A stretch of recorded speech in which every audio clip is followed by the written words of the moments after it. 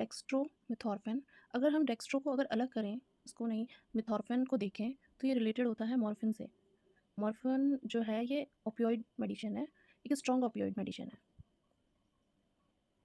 Morphine supervision में दी जाती है जबकि ये मेडिसिन नहीं दी जाती।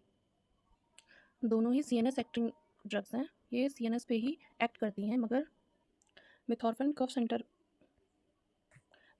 सेंटर पे एक्ट करती है, मेडुला ऑब्लिंगाटा के